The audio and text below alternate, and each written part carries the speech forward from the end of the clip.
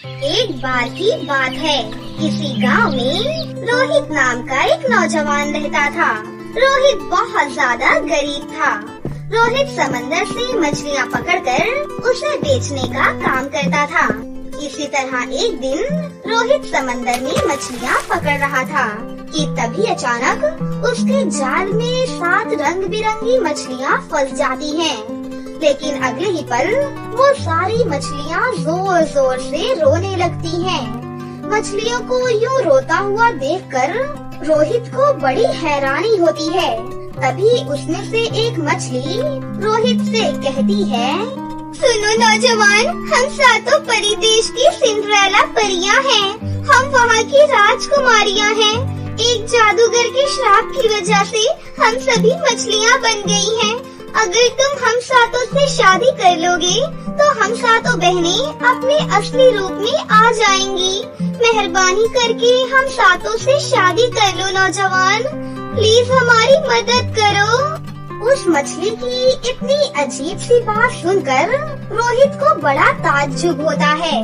लेकिन रोहित एक दयालु नौजवान था। वो उन सातों सिंड्रेला परी बहनों को उनके असली रूप में लाने का फैसला करता है और उनसे शादी करने के लिए हाँ कह देता है। उसके बाद रोहित उन सातों मछलियों को लेकर एक पुजारी जी के पास पहुंच जाता है और उनसे उन मछलियों के बारे में सब कुछ बता देता है। फिर वो पुजारी रोहित की शादी उन सातों मछलियों से करवा देते हैं। शादी होते ही वो सातों मछलियाँ 7 खूबसूरत परियों के रूप में बदल जाती हैं। अपने आप को वापस परी के रूप में देखकर सातों सिंड्रेला परी बहनें बहुत ज्यादा खुश होती हैं। साथ ही रोहित भी अपनी इतनी सुंदर पत्नियों को देखकर बहुत खुश होता है। उसके बाद वो सातों सिंड्रेला बहनें रोहित के साथ उसके गांव चली जाती हैं। क्योंकि रोहित बहुत ही गरीब था तो उसका टूटा हुआ झोपड़ा देखकर उन सातों सिंड्रेला परी बहनों को रोहित पर बहुत तरस आता है। फिर सातों सिंड्रेला बहनें अपनी जादुई छड़ी घुमाकर रोहित के टूटे फूटे हुए घर को एक खूबसूरत से घर के रूप में बदल देती हैं। अरे वाह, ये तो कमाल हो गया। तुम सातों परियों के पास तो कमाल की जादुई शक्तियाँ हैं। हम सातों सिंड्रेला परी बहनें अपनी जादुई शक्तियों का इस्तेमाल हमेशा दूसरों की भलाई के लिए करती हैं। हमारे रहते हुए अब तुम्हें कभी भी कोई परेशानी नहीं होगी। उस दिन के बाद से रोहित अपनी सातों सिंड्रेला पत्नियों के साथ हंसी खुशी से रहने लगता है।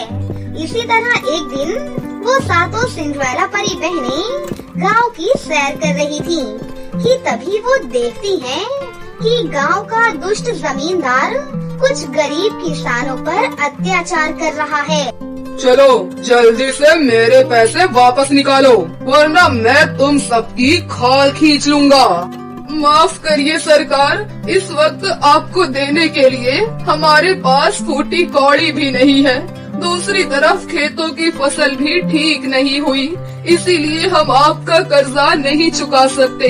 हमें कुछ और महीनों की मोहलत दे दीजिए मालिक। नहीं नहीं, अब मैं तुम्हें 1 दिन की भी मोहलत नहीं देने वाला।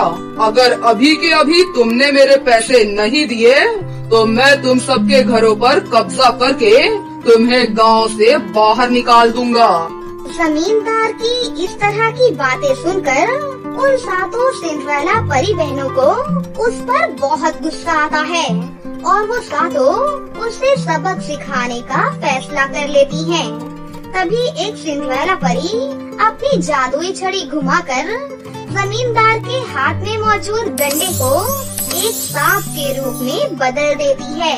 अरे ये क्या, अरे अचानक से ये सांप कहाँ से आ गया? अगर तू अपनी भलाई चाहता है तो चुपचाप यहाँ से भाग जा। और हाँ, अगर दोबारा तूने इन गांव वालों को परेशान किया या इन पर किसी भी प्रकार का अत्याचार किया तो हम तुझे जान से मार देंगी। तुम मामूली परियों की इतनी हिम्मत कि तुम मुझे धमकी दे रही हो? ठहर जाओ, अभी बताता हूँ तुम्हें। इतना कहकर जमींदार अपनी बंदूक निकालकर उन 7 सिंड्रेला परियों पर गोली चलाने लगता है। लेकिन अगले ही पल सारी गोलियां फूलों की माला बनकर उन परियों के गले में पहुंच जाती हैं। अरे ये क्या, लगता है ये 7 परियां जादुई शक्तियों में बहुत माहिर हैं। इस वक्त इनसे उलझना ठीक नहीं है। मुझे यहाँ से भाग जाना चाहिए, बाद में इन्हें देख लूंगा, वरना ये मेरा पापड़ बना देंगी। उसके बाद वो दुष्ट जमींदार दुम दबाकर वहाँ से भाग निकलता है। जमींदार को भागते हुए देखकर सभी गांव वाले बहुत खुश होते हैं। फिर वो सारे गरीब लोग 7 सिंड्रेला परी बहनों का शुक्रिया अदा करने लगते हैं। हम बहनों के रहते हुए आज के बाद तुम लोगों को किसी से भी डरने की जरूरत नहीं है। हम हमेशा तुम सभी की रक्षा करेंगे। फिर वो 7 सिंड्रेला परियां उन गरीब लोगों की गरीबी दूर करने का फैसला करती हैं और अपनी जादुई छड़ी घुमाकर गांव के कुएं के पानी को सोने के पानी में बदल देती हैं। ये देखकर सभी गांव वाले बहुत खुश होते हैं। उस दिन के बाद से गांव वाले उस कुएं से सोने का पानी निकालकर उसे बेचना शुरू कर देते हैं। इस तरह देखते ही देखते गांव के सभी लोग बहुत ज्यादा अमीर बन जाते हैं और साथ ही वो 7 सिंड्रेला परी बहनें अपने पति रोहित के साथ हंसी खुशी से अपनी जिंदगी जीने लगती हैं। निकी बेटी यहाँ रोटी बनाना सीख ले, ससुराल में काम आएगा। नहीं माँ, अभी मन नहीं है। वैसे भी रोटी बनाने में सीखने वाली कौन सी बात है, आटा गूंदना है और रोटी बनानी है। अरे बेटी, रोटी को बेलना ही तो असली काम है। रोटी गोल होनी चाहिए, नहीं तो ससुराल में मान सम्मान नहीं रहेगा तेरा। हो जाएगा माँ, मैं गोल रोटी ही बना लूंगी, आप चिंता बिल्कुल भी मत कीजिए। ये बोलकर निकी सो गई। उसका असली नाम निकिता है। प्यार से सब लोग उसे निकी कहकर पुकारते हैं। निकी का किसी भी काम में मन नहीं लगता है। वो कॉलेज जाती है लेकिन क्लास नहीं करती, यहाँ वहाँ गप्पे लड़ाती रहती है। कॉलेज के लड़के उसके पीठ पीछे उसे गवार कहकर पुकारते हैं। ए सुन, ये निकी कितनी गवार है, उसे कुछ भी नहीं पता। गवार है तो क्या हुआ, सुंदर कितनी है वो। आजकल गुण कौन देखता है भाई। वो इतनी सुंदर है कि किसी सरकारी नौकरी वाले लड़के से उसकी शादी हो जाएगी। सच में निकी सुंदर तो बहुत है, इसीलिए उसे अपनी सुंदरता का घमंड भी है। निकी अक्सर कहती है, मैं किसी ऐरे गहरे नत्थु खैरे से शादी नहीं करूँगी, मुझे तो सिर्फ सरकारी नौकरी वाला लड़का ही चाहिए। कॉलेज खत्म हो गया और निकी कॉलेज में फेल हो गई। उसके पिता ने उससे कहा, बहुत हो गई पढ़ाई बढ़ाई, अब तुम शादी कर लो निकी। वैसे भी पढ़ाई लिखाई में तुम्हारा मन नहीं है। ठीक है पापा, आप मेरे लिए सरकारी नौकरी वाला लड़का ढूंढ कर लाइए, मैं शादी कर लूंगी। निकी के पापा निकी के लिए लड़का ढूंढने लगे। निकी इतनी ज्यादा सुंदर थी, इसलिए उन्हें ज्यादा मेहनत करने की जरूरत नहीं पड़ी। निकी के लिए एक के बाद एक लड़कों के रिश्ते आने लगे। निकी ने एक अमीर सरकारी नौकरी वाले लड़के को चुन लिया। उस लड़के का नाम गोपाल था। कुछ ही दिनों के अंदर गोपाल और निकी की शादी हो गई। निकी अब ससुराल चली गई। उसने सोचा, अमीर घर में आ गई हो, अब तो पैर पर पैर रखकर आराम से जिंदगी बिताऊंगी। लेकिन उसके सपनों पर पानी फिर गया। उसकी सास विमला ने कहा, बहू, तुम्हें खाना बनाना आता है ना? ये सुनकर निकी ने अपने ही मन में सोचा, मुझे तो बस चावल उबालना आता है और 2-3 सब्जियां भी बना लेती हूँ, लेकिन ये सब सासू माँ को नहीं बोल सकती। इसके बाद निकी ने अपनी सास से कहा, हाँ माँ जी, मुझे सब कुछ आता है, खासकर चावल बनाना। मैं इतने अच्छे चावल बनाती हूँ ना। अरे नहीं नहीं, हम चावल नहीं खाते, हमें शुगर की प्रॉब्लम है, हम सिर्फ रोटी खाते हैं। रोटी हाँ हाँ, अच्छी बात है, रोटी खानी भी चाहिए। हम सभी को रोटी खाना बहुत पसंद है, गोल गोल रोटी। तुम्हें गोल रोटी बनाने आती है ना? निकी मुश्किल में पड़ गई। उसने कहा हाँ हाँ, रोटी बनाना किसको नहीं आता है। तो जाओ, हम सबके लिए गर्मा गर्म गोल गोल रोटियां बना कर लाओ। हाँ, कितने लोगों के लिए माँ जी? 10 लोगों के लिए। मेरे रिश्तेदार तुम्हें देखने आए हैं ना, सबके लिए गोल गोल रोटी और कटहल की सब्जी बनाकर ले आओ। फिर निकी रसोई में चली गई और कटहल की सब्जी चूल्हे पर रखकर आटा गूंदने लगी। आटा गूंदकर बेलन से रोटी बेलना शुरू कर दिया, लेकिन रोटी गोल होने की बजाय टेढ़ी मेढ़ी होने लगी। अरे ये क्या, ये तो गोल की जगह इंडिया का मैप बन रही है। हाँ हाय, अब मैं क्या करूँ? घर में इतने सारे मेहमान आए हैं, सबके सामने मेरी नाक कट जाएगी। निकी बहुत कोशिश करने लगी, लेकिन रोटियां गोल नहीं बनी। कभी इंडिया का मैप बना तो कभी अमेरिका का। निकी अब परेशान हो गई। मुझसे नहीं हो रहा ये, एक काम करती हूँ, माँ को कॉल करती हूँ। निकी ने अपनी माँ को कॉल किया। सब कुछ सुनकर उसकी माँ ने कहा, मैंने कितनी बार कहा था तुझसे कि रोटी बनाना सीख ले, लेकिन तू तो मेरी बात ही नहीं सुनती थी बेटा। हाँ माँ, काश मैंने आपकी बात सुन ली होती, लेकिन अब मैं क्या करूँ बताओ तो। निकी की माँ रोटी बेलने के लिए उसे समझाने लगी, लेकिन फिर भी निकी गोल रोटी बेल ही नहीं पाई। उधर विमला चिल्लाने लगी, बहू कहाँ रह गई तू? रोटी सब्जी हुई कि नहीं?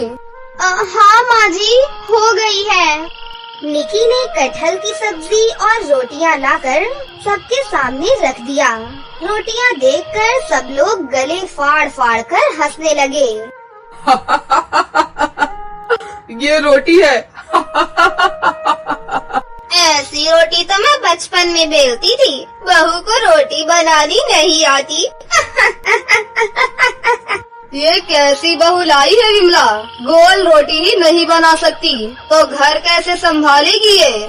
सबके सामने निकी की बहुत बेइज्जती होती है। सब लोग खाना खाकर चले गए। तब विमला ने निकी को बहुत डांटा।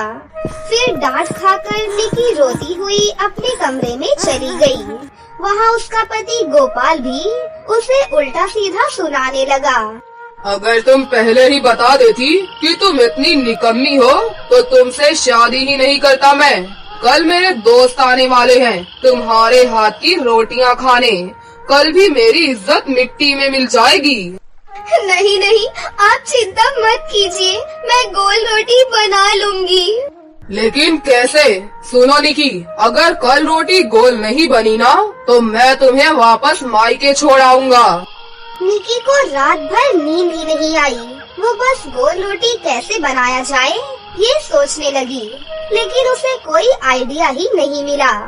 अगले दिन सुबह सुबह गोपाल के दोस्त लोग आ गए और निकी से कहा, लो भाभी, हम लोग आ गए तुम्हारे हाथ की गोल गोल रोटियां खाने। अब बस जल्दी से हमें रोटी बनाकर खिला दो।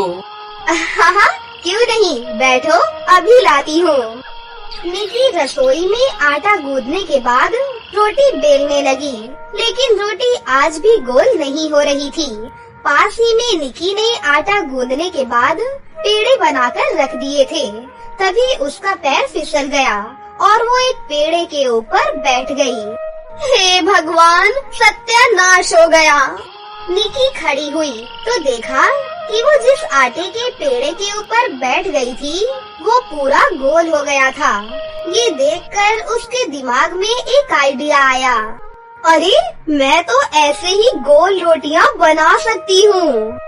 बस और क्या, निकी एक के बाद एक पेड़े के ऊपर बैठने लगी और रोटियां गोल बनती रहीं। वो रोटियां लेकर गोपाल के दोस्तों के पास आई। गोल रोटी देखकर सभी लोग बहुत खुश हो गए। गोपाल भी खुश हो गया और विमला भी। अरे वाह, रोटी तो पूरी तरह से गोल बनी है। हाँ, बहुत अच्छे बहू, तुम तो सीख गई। हाँ भाभी, गोल गोल रोटियां खाकर तो मजा ही आ जाएगा। वो लोग बड़े ही चाव से रोटियां खाने लगे। अरे भाभी, और रोटी बनाकर लाइए ना। निकी रसोई में चली गई। तभी गोपाल का एक दोस्त अचार मांगता है। अरे गोपाल, थोड़ा अचार मिल जाता तो बढ़िया होता।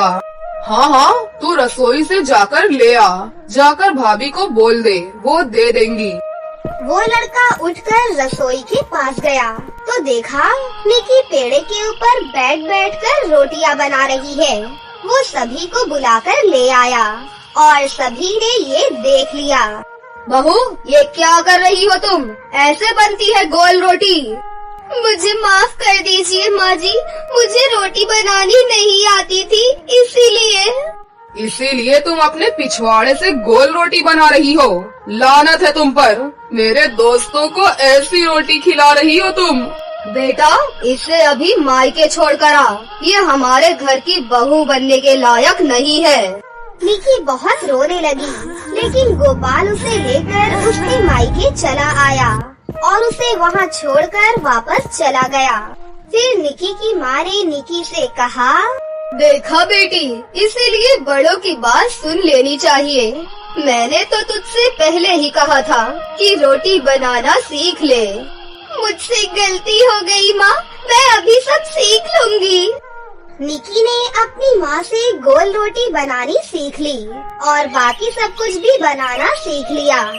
उसके बाद उसने गोपाल और अपनी सास से जाकर माफी मांग ली और उन्हें गोल रोटी बनाकर खिलाई।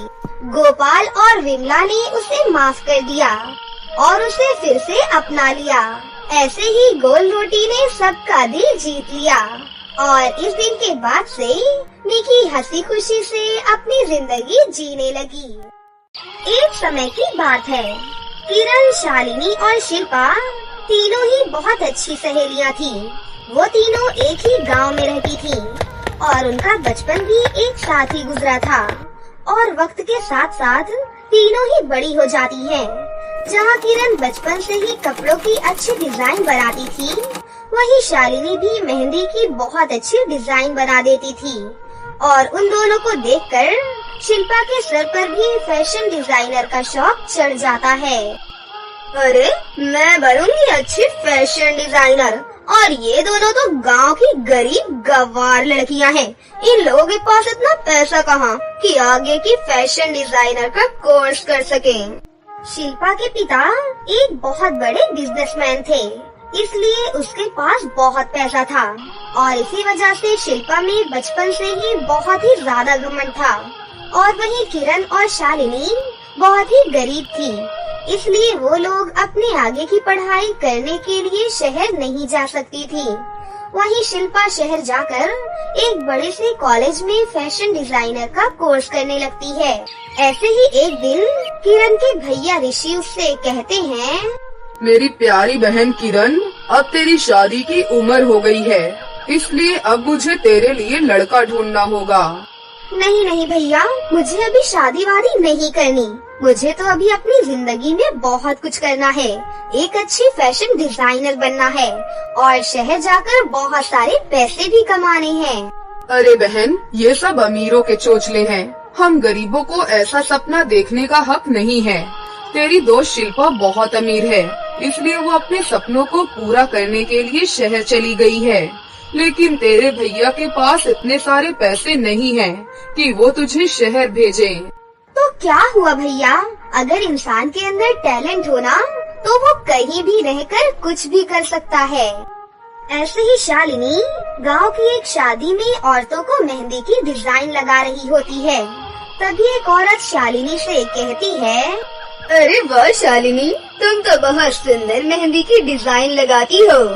थैंक यू चाची, आपको पता है मुझे मेहंदी की डिजाइन लगाना बहुत अच्छा लगता है।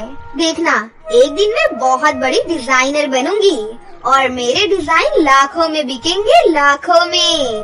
अरे शालिनी, पर उन सब चीजों के लिए तो बहुत पैसा चाहिए होता है और तेरे पास तो पैसे ही नहीं है। तभी तो तू चंद पैसों के लिए शादियों में मेहंदी लगाते हुए फिरती है। इसलिए मेरी मान तो तू भी शादी कर ले। कब तक दूसरों की शादियों में यूँ मेहंदी लगाती फिरेगी? उन औरतों की ये बातें सुनकर शालिनी को बहुत बुरा लगता है और अगले दिन किरण और शालिनी जब एक दूसरे से मिलती हैं, तो वो कहती है, किरण, क्या हम जैसे गरीब लोगों के लिए डिजाइनर बनने का सपना देखना पाप है? क्या सिर्फ शिल्पा जैसे अमीर लोग ही सपना देख सकते हैं, हम नहीं? ऐसे हिम्मत नहीं हारते शालिनी। देखना, एक दिन हम भी अपने सपनों की उड़ान जरूर भरेंगे, फिर हमें कोई भी नहीं रोक पाएगा। इतना कहकर दोनों अपने काम को और भी ज्यादा मेहनत से करने लगती हैं। जहाँ किरण पुराने कपड़े काट काट कर नए डिजाइन बनाने लगती है, तो वहीं शालिनी भी मेहंदी के नए नए डिजाइन सीखने लगती है। और उधर शिल्पा भी शहर के कॉलेज में डिजाइनिंग का कोर्स करती है और यहाँ शहर में शिल्पा की नई नई मॉडर्न लड़कियाँ दोस्त बन जाती हैं, जिस वजह से वो किरण और शालिनी को तो पूरी तरह से ही भूल जाती है। ऐसे ही कई साल बीत जाते हैं और शिल्पा का कोर्स पूरा हो जाता है, जिससे वो एक फैशन डिजाइनर बन जाती है और शिल्पा की शहर की एक बड़ी सी कंपनी में जॉब लग जाती है। वहीं किरण के भैया की तबीयत अचानक से बहुत खराब हो जाती है, जहां डॉक्टर उससे कहते हैं, आपके भैया की हालत बहुत ज्यादा खराब है, इसलिए इनके ऑपरेशन के लिए आपको जल्द से जल्द 8 लाख रुपयों का इंतजाम करना होगा, वरना इनकी जान बचाना बड़ा मुश्किल हो जाएगा। 8 लाख रुपए? पर डॉक्टर साहब, हम गरीब लोग इतने पैसे कहाँ से लाएंगे? देखिए, इसमें मैं आपकी कोई मदद नहीं कर सकता, लेकिन आपको आपके भैया की जान बचाने के लिए 8 लाख रुपए तो देने ही पड़ेंगे। ये सुनकर किरण बहुत ज्यादा परेशान हो जाती है। वहीं शिल्पा एक फैशन शो के लिए अपने फ्रेंड का लहंगा डिजाइन करने लगती है, लेकिन शिल्पा के अंदर टैलेंट से ज्यादा पैसों का घमंड था, इसलिए उसका किसी भी काम में इतना मन नहीं लगता था। और उसके उस डिजाइन को देखकर उसके बॉस मनीष मुखर्जी कहते हैं, ये तुमने क्या डिजाइन बनाया है? ऐसे डिजाइन पुराने जमाने में भी नहीं चलते थे। मुझे अपने शो के लिए नए ब्रांडेड और यूनिक डिजाइन चाहिए, इसलिए तुम अपने काम पर फोकस करो और सही से ध्यान दो। ये सुनकर शिल्पा मुश्किल में पड़ जाती है और कहती है, अरे, मैं इस शो के लिए नए नए डिजाइन कहाँ से लेकर आऊँ? मेरे दिमाग में तो इस समय कोई भी आइडिया ही नहीं आ रहा है। ऐसा करती हूँ, कुछ दिनों के लिए गांव चली जाती हूँ, मेरा थोड़ा माइंड भी फ्रेश हो जाएगा, फिर वापस आकर ड्रेस डिजाइन कर लूँगी। इतना बोलकर शिल्पा वापस अपने गांव जाने की सोचती है, लेकिन शिल्पा पहले से भी ज्यादा मॉडर्न हो गई थी। उसने अपने शरीर पर कई जगहों पर टैटू बनवा लिए थे और वो गांव पहुंचते ही छोटे छोटे कपड़े पहनकर पूरे गांव में घूमने लगती है, जहां हर कोई उसको देख रहा होता है। अरे, ये गांव के गंवार लोग तो मुझे ऐसे देख रही हैं जैसे उन्होंने कभी कोई लड़की ही नहीं देखी। अरे, मुझे तो घिन आती है इन लोगों से, छी। शिल्पा के घर आने की खबर सुनकर किरण और शालिनी उससे मिलने जाती हैं। अरे शिल्पा, कैसी है तू? और तूने हमें बताया क्यों नहीं कि तू शहर से वापस आ रही है?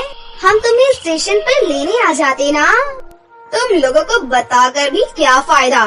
तुम लोग कौन सा मुझे एरोप्लेन से लेने आते? अच्छा, तो छोड़ ये सब बातें और बता, तेरा काम कैसा चल रहा है? सुपर, बहुत अच्छा, क्योंकि मैं शहर की बड़ी सी डिजाइनर कंपनी में काम करती हूँ और महीने का लाखों कमाती हूँ। अरे वाह, फिर तो तेरी लाइफ सेट है यार। अच्छा शिल्पा, मैंने भी एक लहंगे का बहुत ही अच्छा और सुंदर मॉडर्न डिजाइन बनाया है। तुमने? वो भी मॉडर्न डिजाइन? तुम्हें पता भी है मॉडर्न किसे कहते हैं? और शालिनी, तू अभी भी तुम वही घिसी पिटी मेहंदी लगाती होगी ना? हाँ तो? अरे तुम लोगों को पता भी है कि आजकल मेहंदी के डिजाइन का जमाना नहीं है, बल्कि टैटू का जमाना है, टैटू का। ये देखो, मैंने इतने सारे टैटू बनवा रखे हैं। इस तरह शिल्पा उन दोनों का बहुत मजाक उड़ाती है और उन दोनों को बहुत बुरा लगता है, क्योंकि बचपन की दोस्त जब हम लोगों के बारे में ऐसे सोचती है तो बहुत बुरा लगता है। लेकिन फिर भी किरण अपने द्वारा सिले हुए लहंगे को शिल्पा को दिखा देती है और उससे कहती है, शिल्पा जरा बताओ तो कैसा लग रहा है ये लहंगा? क्या तुम हमारे इस डिजाइन को शहर ले जाकर अपने बॉस को दिखाओगी? क्योंकि मुझे इस समय पैसों की बहुत सख्त जरूरत है। वही लहंगे के डिजाइन को देखकर शिल्पा बहुत हैरान हो जाती है और मन ही मन सोचती है कि अरे ये गांव की गवार किरण इतने अच्छे डिजाइन कैसे बना सकती है, और वो भी एकदम यूनिक डिजाइन। उसी समय किरण फिर से उससे कहती है, अरे क्या हुआ शिल्पा, तुम्हें पसंद नहीं आया क्या? तुम्हें पता है इसके ऊपर का डिजाइन शालिनी ने बनाया है और नीचे का डिजाइन मैंने। हाँ हाँ ठीक है, मैं इसे अपने साथ ले जाऊंगी। ये सुनकर शालिनी और किरण दोनों ही बहुत खुश हो जाती हैं, क्योंकि उन्हें लगता है कि शायद इस लहंगे के डिजाइन को देखकर शहर में उनकी भी अच्छी नौकरी लग जाएगी। लेकिन शिल्पा के मन में तो कुछ और ही खिचड़ी पक रही थी। वो उस लहंगे को लेकर अपने बॉस के पास जाती है और उनसे कहती है, सर ये देखिए, इस वाले लहंगे का डिजाइन देखिए, कैसा लग रहा है? इस लहंगे को मैंने बनाया है। उस लहंगे के डिजाइन को देखकर उसका बॉस कहता है, अरे वाह शिल्पा, यही डिजाइन तो चाहिए था मुझे। अब इस फैशन शो में यही बनेगा मेरा असली ब्रांड। ये सब करके शिल्पा को जो चाहिए था वो तो उसको मिल जाता है। लेकिन गांव में किरण और शालिनी शिल्पा के फोन का इंतजार करती हैं। अरे पता नहीं क्यों शिल्पा ने फोन ही नहीं किया। चलो मैं उसे एक बार कॉल करके देखती हूँ। इस तरह किरण शिल्पा को फोन करती है, लेकिन शिल्पा किरण का फोन नहीं उठाती है। उसी समय शालिनी कहती है, किरण इसका कोई फायदा नहीं है, शिल्पा हमें पूरी तरह से भूल चुकी है। अरे पर ऐसा कैसे हो सकता है? वो हमारे लहंगे का डिजाइन लेकर गई है। अब तो हमारे पास सिर्फ एक ही रास्ता है, चलो हम भी शहर चलते हैं। फिर किरण और शालिनी पैसे मिलाकर शहर जाने की तैयारी करने लगती हैं और अगले दिन ही वो दोनों शहर पहुंच जाती हैं और शिल्पा की बताई हुई कंपनी को ढूंढने लगती हैं, क्योंकि बातों ही बातों में शिल्पा ने उन दोनों को अपनी कंपनी का नाम बता दिया था। तभी वो एक बिल्डिंग के सामने आकर खड़ी हो जाती हैं और कहती हैं, अरे हाँ शायद यही बिल्डिंग है, चलो अंदर चलकर देखते हैं। इतना कहकर वो दोनों अंदर चली जाती हैं और वो देखती हैं कि शिल्पा उनके लहंगे के जैसा ही एक और लहंगा बनाने की कोशिश कर रही होती है। उसी समय किरण कहती है, अरे शिल्पा ये तो मेरा बनाया हुआ लहंगा है, इसका मतलब तुमने मुझे धोखा दिया और यहाँ बैठकर आराम से मेरे लहंगे की कॉपी तैयार कर रही हो। अरे तुम जैसे गांव के गवार लोगों के अंदर इतना टैलेंट कहाँ जो ऐसा लहंगे का डिजाइन बना सके, इसीलिए ये लहंगा मैंने डिजाइन किया है, समझी? इतना कहकर वो तीनों एक दूसरे से बहस करने लगती हैं। उसी बीच उसका बॉस आकर कहता है, देखो मुझे नहीं पता कि कौन सच बोल रहा है और कौन झूठ, इसलिए इस बात को साबित करने का सिर्फ एक ही तरीका है। कल यहाँ पर एक फैशन शो है, इसलिए तुम दोनों फिर से एक लहंगे का डिजाइन तैयार करो और अपने मॉडल के साथ यहाँ पर कल आ जाना। उससे सब सच अपने आप ही बाहर आ जाएगा। ये सब सुनकर शालिनी कहती है, हम इतनी जल्दी लहंगा कैसे बना पाएंगे किरण? हिम्मत मत हारो शालिनी, हमें कोशिश करनी ही होगी, वरना वो शिल्पा हम दोनों को झूठा साबित कर देगी।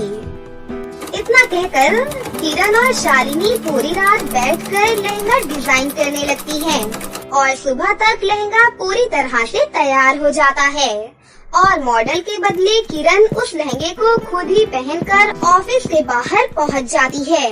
लेकिन उसी समय एक आदमी हाथ में चाकू लिए हुए किरण के पास से गुजरता है, जिसकी वजह से किरण का लहंगा कई जगहों से कट जाता है। और ये काम भी शिल्पा ने ही करवाया था। अब आया ना मजा, बड़ी चली थी मुझसे बराबरी करने। हम हार गए शालिनी, तू सही कहती थी, हम गरीबों को सपने देखने का कोई हक नहीं है। अरे किरण, तू चिंता मत कर, मेरे पास एक बहुत अच्छा आइडिया है। मैं तेरे कटे हुए लहंगे पर मेहंदी से बहुत सुंदर डिजाइन बना देती हूँ। इतना कहकर शालिनी किरण के शरीर पर मेहंदी से डिजाइन बना देती है और उसी तरह किरण फैशन शो में चली जाती है। और उसे इस तरह की लहंगे के यूनिक डिजाइन में देखकर हर कोई चौंक जाता है और इस तरह से किरण उस फैशन शो को भी जीत जाती है। और शिल्पा के बॉस को भी उन दोनों पर यकीन हो जाता है, तो वो उन दोनों को अपनी कंपनी में बहुत ही अच्छी जॉब दे देता है। और शिल्पा को झूठ बोलने की वजह से जॉब से निकाल दिया जाता है। और उस दिन के बाद से शिल्पा को किसी भी कंपनी में जॉब नहीं मिलती है। और वहीं किरण शहर में अपने भैया का अच्छे से इलाज करवाती है और अपने भैया के साथ शहर में ही हंसी खुशी से रहने लगती है। तो दोस्तों, कैसी लगी आपको हमारी ये कहानी? अगर आपको हमारी कहानी अच्छी लगी हो तो इसे जरूर लाइक करें, साथ ही हमारे चैनल को सब्सक्राइब भी कर लें और बेल आइकन को दबाना ना भूलें। मिलते हैं अगली वीडियो में। धन्यवाद।